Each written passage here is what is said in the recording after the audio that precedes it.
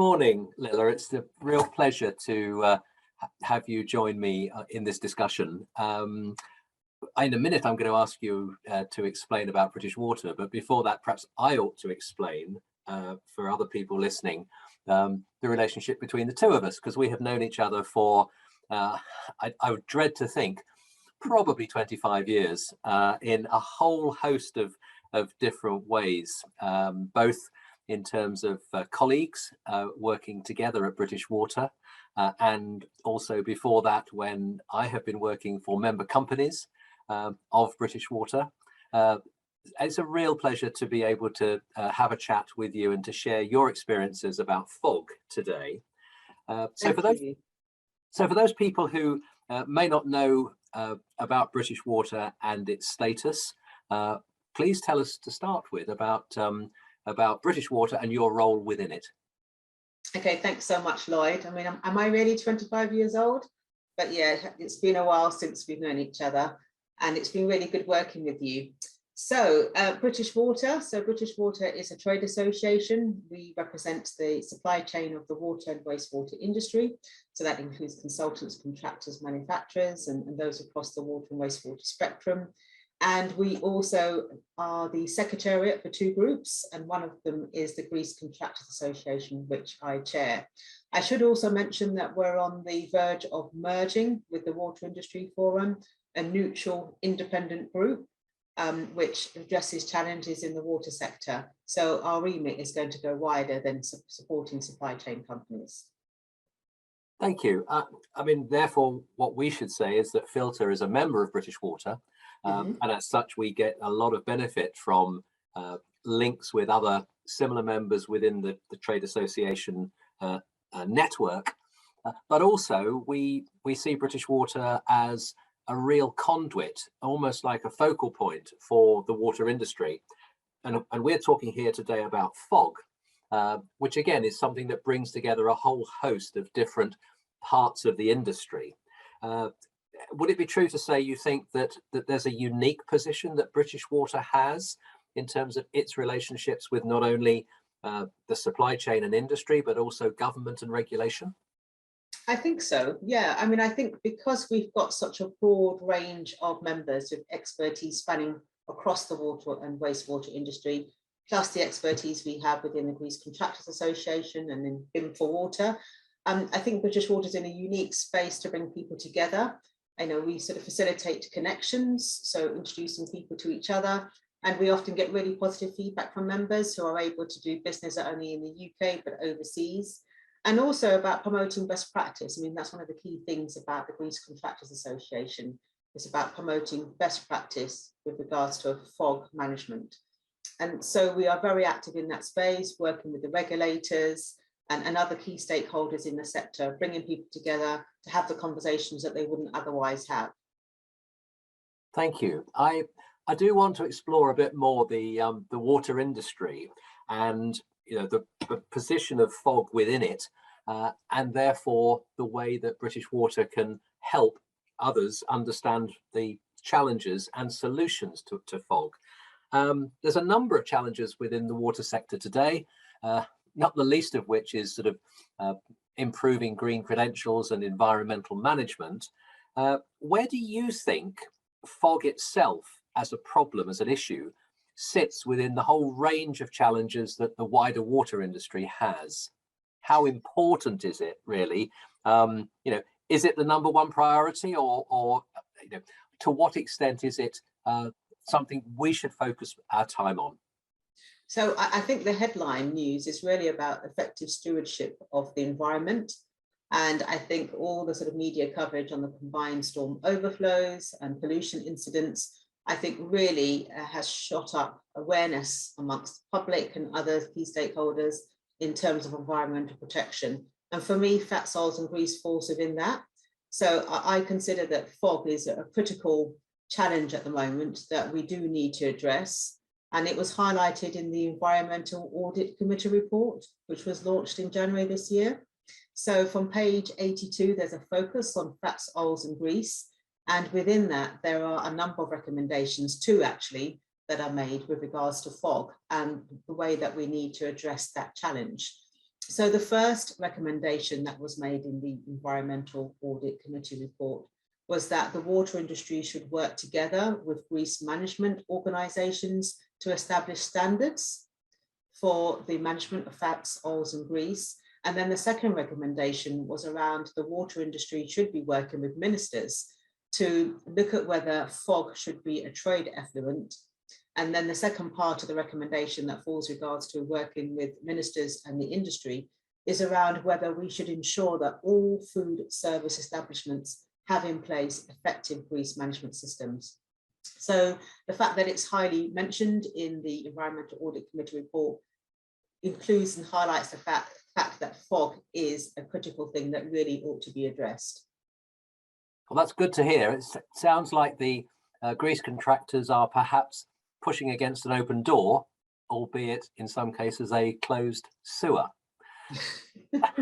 So as far as I see from my perspective at the moment, I'm wondering whether all water companies or the water service companies, the ones that deal with sewage treatment and sewerage, do you feel they're working together? Do they have a common aim? Should there be more consolidation of approach, or are things okay at the moment?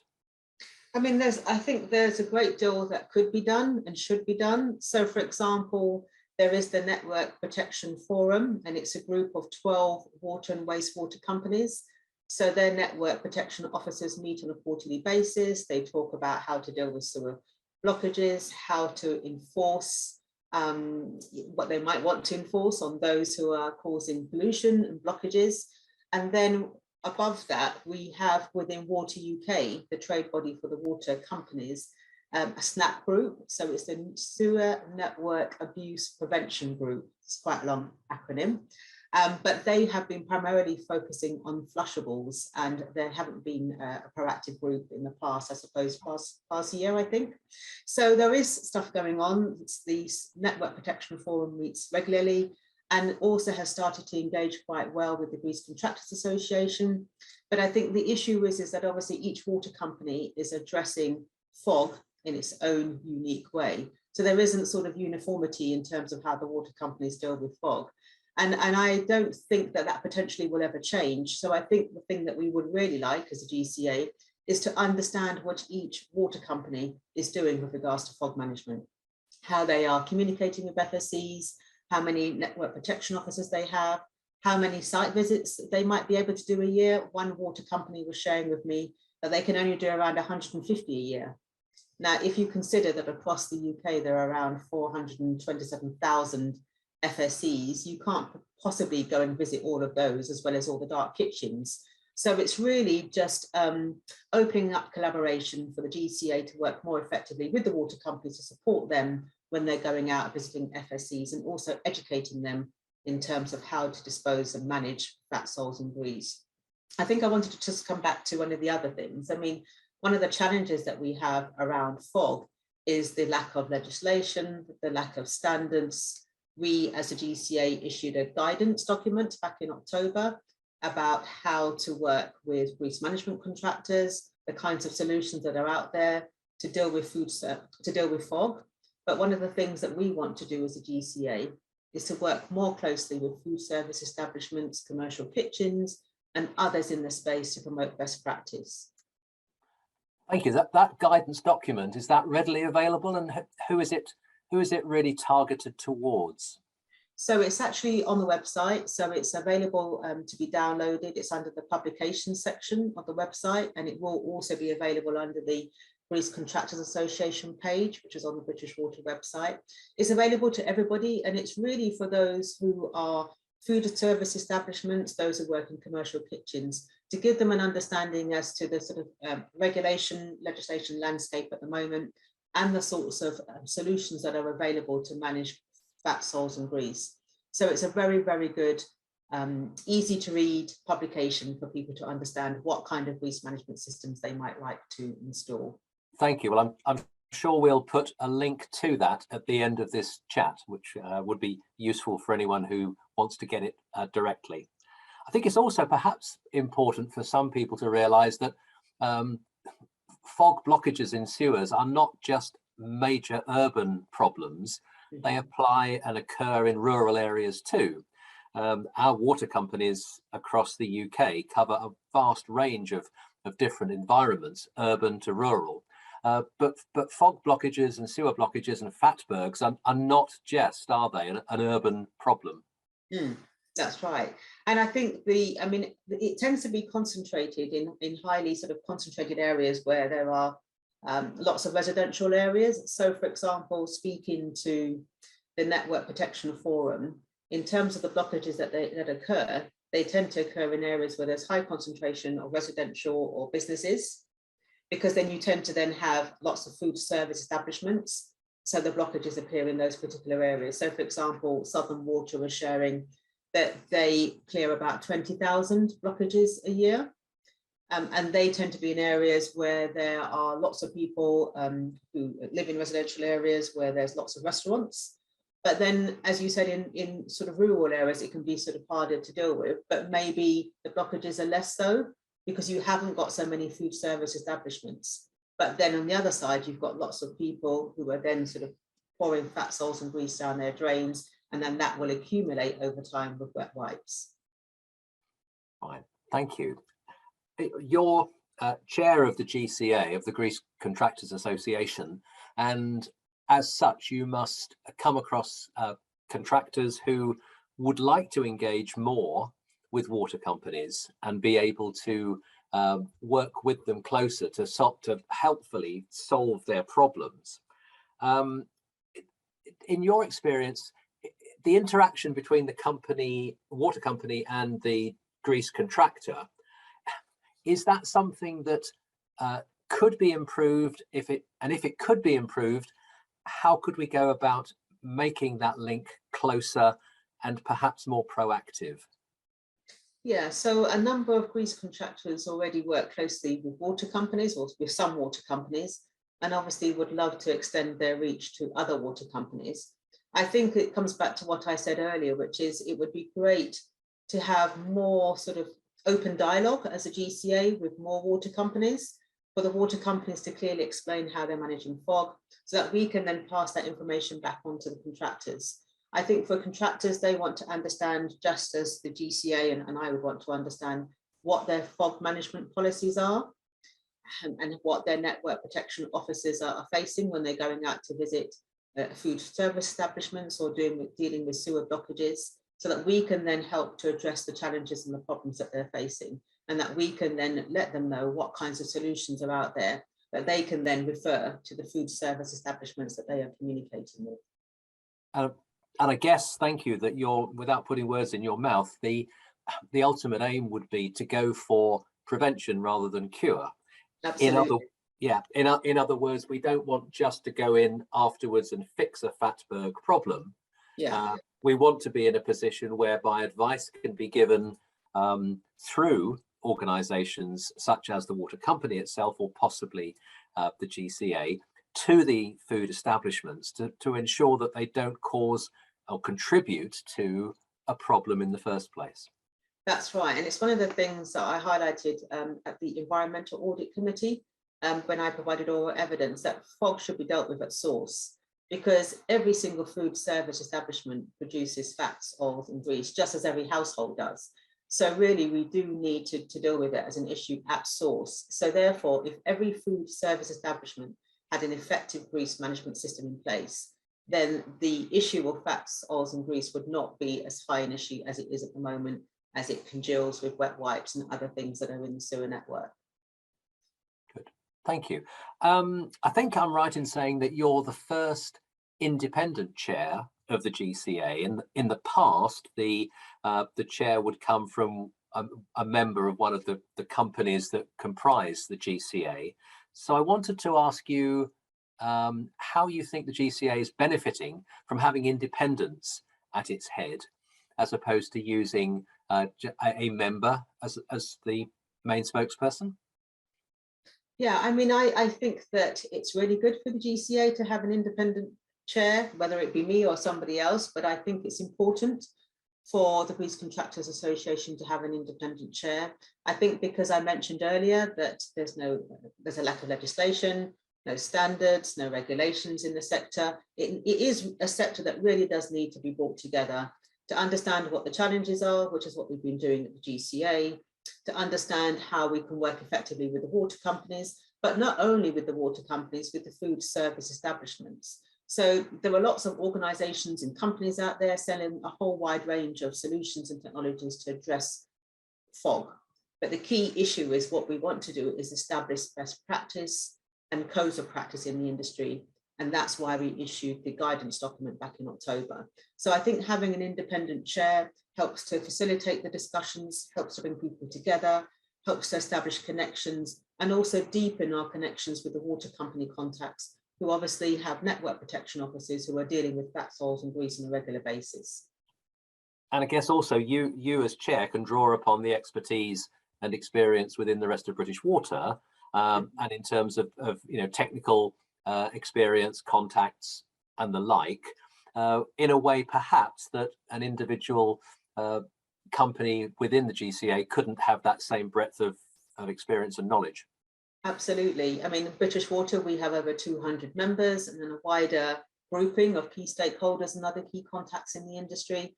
So with that wide network, absolutely, the GCA and I are able to tap into expertise from regulators, water company contacts who might work in other areas. And also one of the things that we are also trying to grow and develop is our contacts with different industries.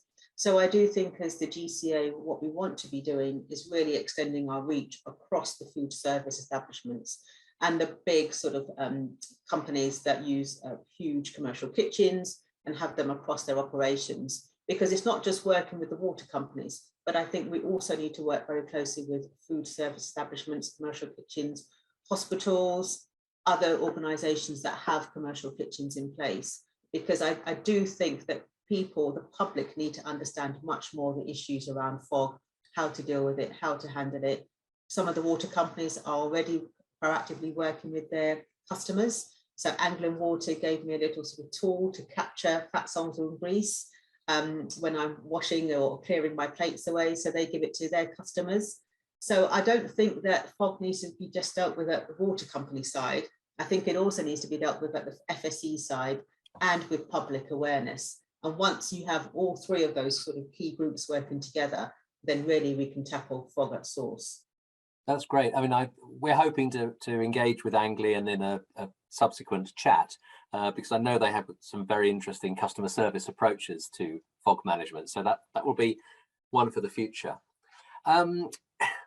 We always, within the UK, perhaps tend to think of fog as being a UK focused problem. Although you and I last met in Brighton at the European Fog Forum. So by definition, it isn't just a UK issue. But is there something about UK sewerage network systems, do you think, that makes it more of an issue within the UK? Or is it a wider European or global issue? I mean, I think I would say it's a global issue. I mean, every food service establishment produces fats, oils, and grease. But I think it just depends on whether there's legislation, whether there are standards, and whether there are regulations in place. And I think one of the things that really drives food service establishments putting in place effective grease management systems is the legislation, it's the standards, it's the regulations. So I think it's a global issue. And I think obviously that there's a key focus right now on climate change and protecting the environment. And I think as those things go up the agenda, fog will increase up the agenda. I think in terms of is fog a unique problem to the UK? It's not. I mean, it's a global problem. But I think one of the sort of discussions that we tend to have is what's the issue with regards to plastics and in wet wipes versus the fat, soils and grease. But there is an issue, obviously, with wet wipes going into networks and then congealing with fog. So I think, for example, at the European Fog Forum that we went to last year, we had WaterNet based in the Netherlands, and they were sharing what they're doing with regards to fog. So different authorities, different countries are tackling it in different ways. Absolutely right. And as you alluded there, all our major rivers flow into seas, and those seas flow into all the oceans of the world. So it can't just be any one country's problems, but it's down to individual countries, I'm sure, to try and find solutions. Thank you for that. We spoke earlier about wide issues such as climate change. We spoke about, or we suggested things with the circular economy. If we had better grease management, how could the circular economy be improved? In other words, let's perhaps look at resources here as opposed to just problems in terms of grease. Yeah, so at the European Fog Forum, actually, the sort of theme for that event was the circular economy. So kind of exploring whether fog could be used as a biofuel. But at the moment in the UK, we're very kind of at the early stages, because fats, oils and grease contain many different sort of components. And at the moment, you can't really easily strip out what you might need to use to produce biofuel. So I think the first thing that we really need to do is make sure that fog is regarded as a food waste. And then once it's recognized as a food waste, then try to understand how we can effectively dispose of it, and then also how we could effectively recycle it. So I think that there needs to be a lot more learning in terms of how fog can be incorporated into the circular economy, and how water companies, food service establishments, and others can work effectively to make sure that it's used as a resource rather than just being sent to landfill. Sure, thank you for that. In terms of then the future of fog, what do you see in the next maybe 5 to 10 years? Any changes that might be coming in? Any ways in which we will either view it differently, deal with it differently, or have it as a different type of challenge? Well, I mean, what I'd like to see is the recommendations made in the Environmental Audit Committee actually have been fulfilled by hopefully 2 to 5 years' time. So what I'd like to see is ministers working with the industry to work with food service establishments to make sure that they all have a grease management system in place, and that is an effective grease management system in place, and then it is maintained effectively, and that kitchen staff are educated on fog. That's one of the primary things that I would like to see, because then fog would become less of a challenge and is dealt with at source. I mean, as you know, Filter are members of the GCA, and the GCA has a great range of expertise. I can't remember how many years, but we've got fantastic people with lots of skills and lots of experience in dealing with fog within food service establishments. So that's one of the things I want to see. I also want to see standards, effective standards put in place, because at the moment building regs says what should happen rather than what must happen in commercial kitchens. So I'd like to see tighter regulations and legislation around fog. And I think also public awareness. I'd like to see much more public awareness with regards to fog. I mean, when we discovered the fatbergs in Thames and other areas of the UK, it was all over the news, and in particular, what fatbergs contained, wet wipes and other lovely bits and pieces within them. But I'd like to see a continued sort of campaign to help the public understand what's in a fatberg and how they can help to reduce those fatbergs by managing fog effectively at home. Thank you, Lila. I have to say you've made fog a lot clearer from your comments today. I'd like to thank you for the time you've spent, and look forward to having further chats with you, I am sure, about these issues in the future. So Lila Thompson, Chief Executive of British Water and Chair of the Grease Contractors Association, thank you very much for your time. Thank you so much, Lloyd. I really enjoyed it. Thank you.